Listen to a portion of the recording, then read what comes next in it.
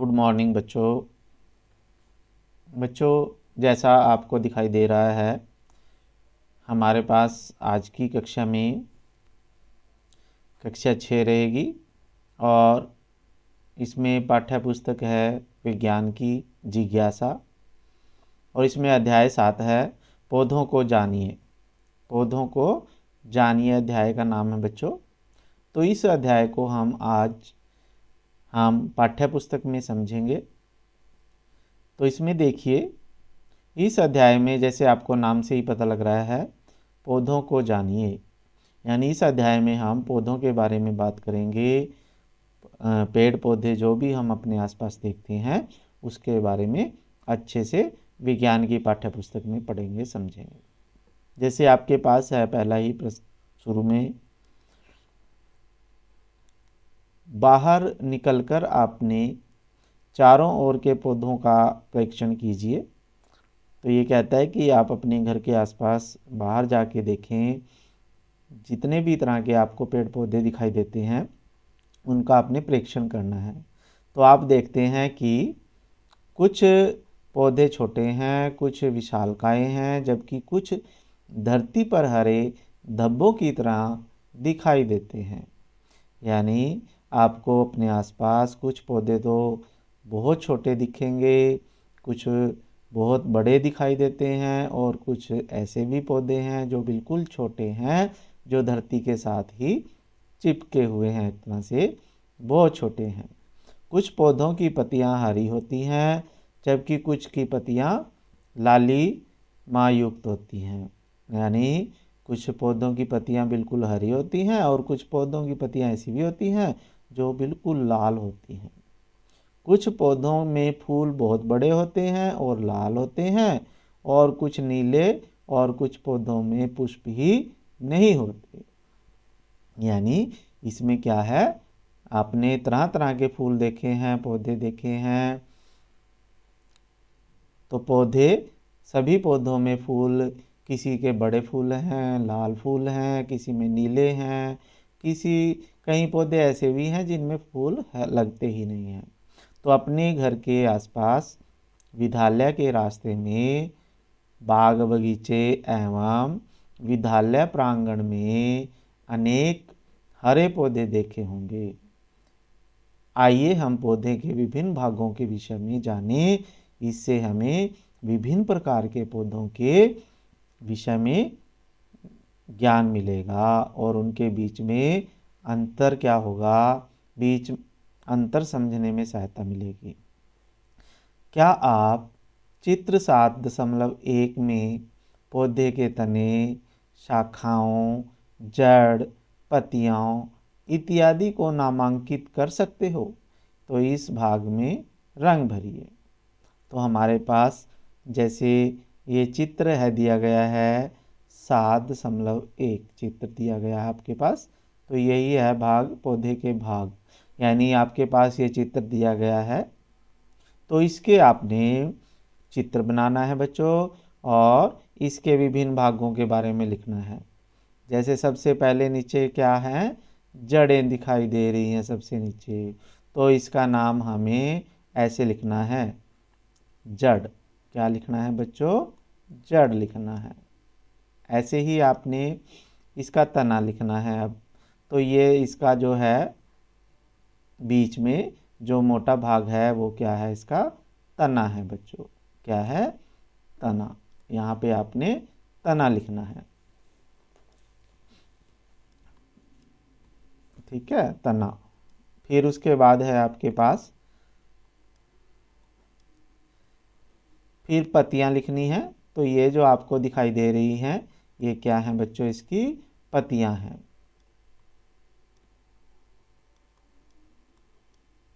पत्तियां क्या हैं बच्चों? पत्तियां हैं।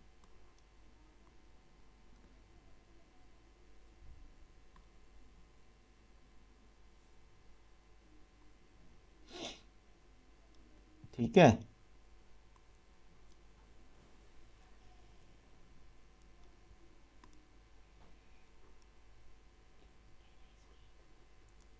फिर उसके बाद है आपके पास, अब इसमें फूल भी हैं तो आप यहाँ पे फूल लिखोगे।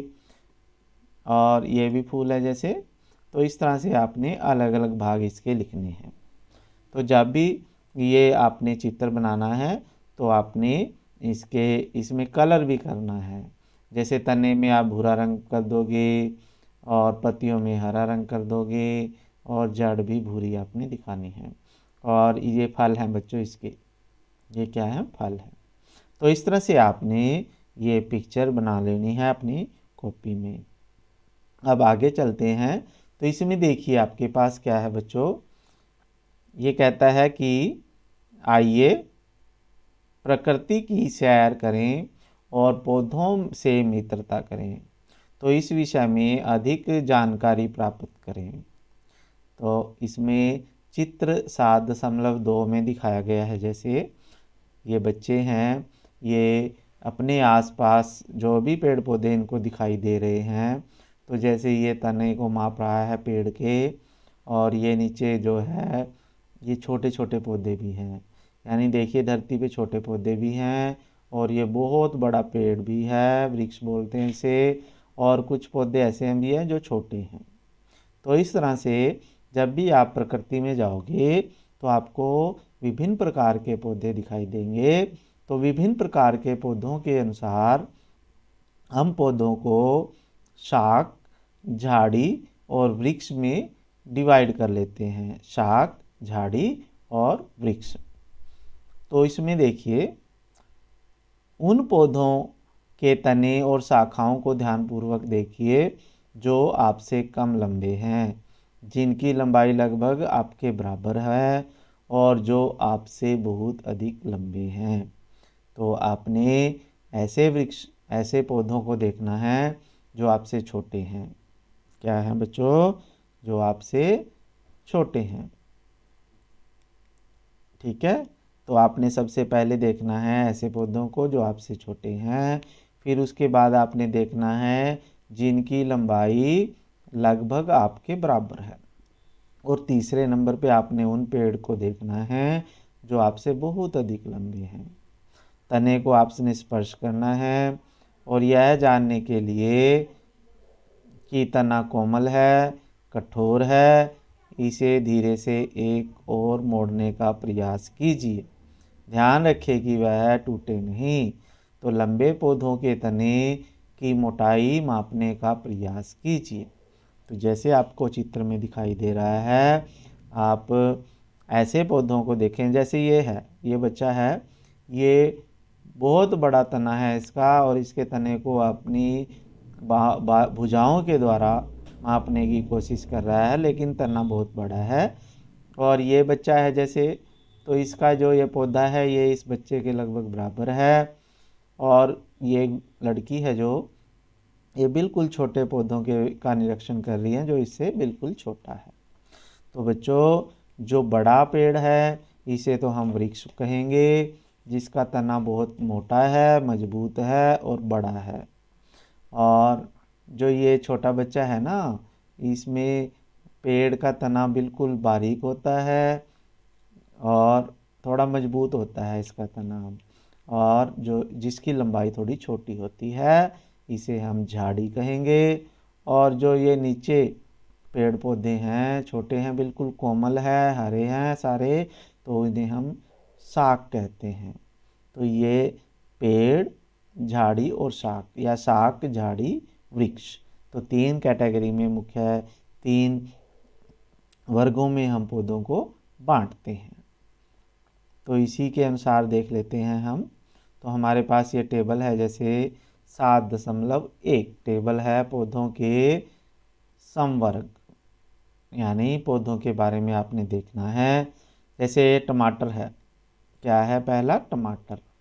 तो इसमें ऊंचाई जो होती है, देखिए बच्चों, ये छोटी होती है टमाटर के पौधे की तो, और इसका तना जो होता है हरा होता है, कोमल, मोटा या कठोर। तो हरा होता है, हाँ लिख दिया हमने। कोमल भी होता है, हाँ, क्योंकि मटर का तना जो है वो हरा होता है, कोमल, लेकिन मोटा नहीं होता और कठोर नहीं होता। ठीक है। फिर उसके बाद है शाखाएं कहाँ से निकलती हैं। अब तने के आधार से निकलती हैं शाखाएं या तने के ऊपर से। और पौधे का संवर्ग क्या है? तो पौधे का संवर्ग का मतलब वो शाख है, झाड़ी है या वृक्ष है, तो वो शाख में आ जाएगा। ऐसे ही आपने आम का पेड़ देखा तो इसकी ऊंचाई तो बहुत लंबी होती है और इसका तना मोटा होता है, कठोर भी होता है। और जो इसकी शाखाएं, टहनियाँ होती हैं जो, वो तने के आधार से नहीं निकलती, तने के ऊपर से निकलती है, तो इसलिए ये हाँ है। और ये वृक्ष कहते हैं हम आम को। ऐसे ही आप क्या करें बच्चों, नींबू को देखेंगे। नींबू क्या होता है? थोड़ा लंबा होता है, ठीक है। और इसका तना कठोर होता है बच्चों, मोटा तो नहीं होता, पतला होता है। और इसकी शाखाएं जो है तने के आधार से निकलती हैं, यानी इसकी जो शाखाएं या टहनियाँ होती हैं वो जड़ के पास से निकलती हैं और ये तने के ऊपर से तो नहीं निकलती, तो इसे हम झाड़ी कहते हैं बच्चों। तो उसी प्रकार से हमने 2 या 3 और भी लिखने हैं, जैसे अमरूद है। क्या है बच्चों? अमरूद है।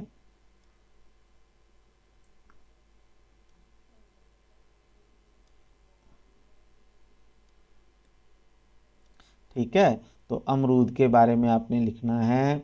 अमरूद का तना लंबा होता है और अमरूद का तना कठोर होता है और मोटा भी होता है और कठोर भी होता है, क्योंकि अमरूद के ऊपर हम चढ़ सकते हैं ना, तभी तो हम अमरूद तोड़ते हैं जब भी अमरूद लगते हैं।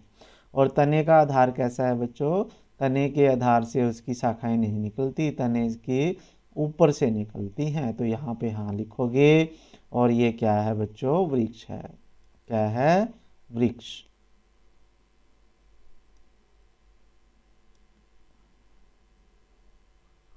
ठीक है, तो क्या है? ये वृक्ष है।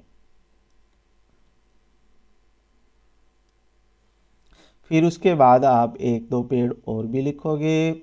ऐसे ही मैं आपके लिए लिख देता हूँ, चलो क्या है, पालक लिख देते हैं।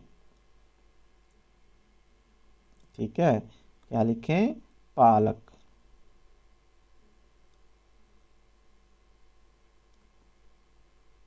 तो ये आपने देखना है पालक क्या होता है, तो ये शाक में आ जाएगा वैसे।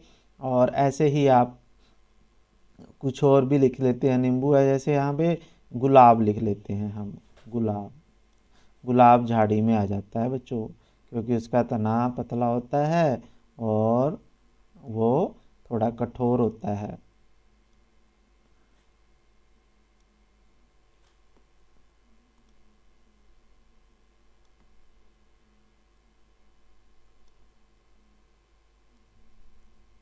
ठीक है, तो इसके बारे में आपने लिख लेना है।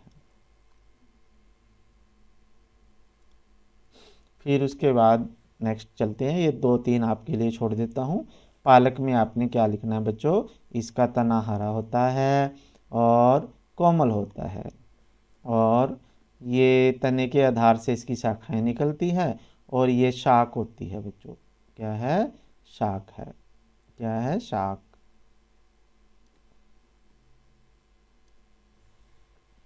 और गुलाब में आपने क्या लिखना है? इसका तना थोड़ा लंबा होता है, छोटा होता है, यानी थोड़ा लंबा होता है। ये नींबू वाला लिखा हुआ है ना जैसे, तो वो आपने गुलाब में लिखना है। और इसका तना जो होता है वो कठोर होता है, ठीक है, और थोड़ा पतला होता है। कैसा होता है? पतला। और इसके तने के आधार से शाखाएं निकलती हैं, यानी तने झाड़ियों के पास से निकलती हैं इसकी शाखाएं, और इसे झाड़ी कहते हैं। क्या कहते हैं? ये झाड़ी है जो ये यहाँ आपने लिखनी है। ठीक है, तो इस तरह से आपने ये टेबल पूरा करना है बच्चों। तो शाख, झाड़ी और वृक्ष के बारे में हम थोड़ा पढ़ लेते हैं, उसके बाद इसकी आज की कक्षा में हम इतना ही करेंगे। तो हमें यह भी जानना चाहिए कि शाखाएं भूमि के पास तने के आधार से अथवा कुछ ऊंचाई के बाद निकलती हैं। हम प्रेक्षित सभी पौधों को सारणी 7.1 में वर्गीकृत करेंगे। कुछ उदाहरण दिखाए गए हैं, जैसे आप और अधिक पौधों के लिए 1, 2, 3 कॉलम को भर सकते हैं। तो जो हमने भर दिया है, तो इसमें क्या है बच्चों, देखिए। तो इन लक्षणों के आधार पर हम अधिकांश पौधों को 3 वर्गों में वर्गीकृत कर सकते हैं।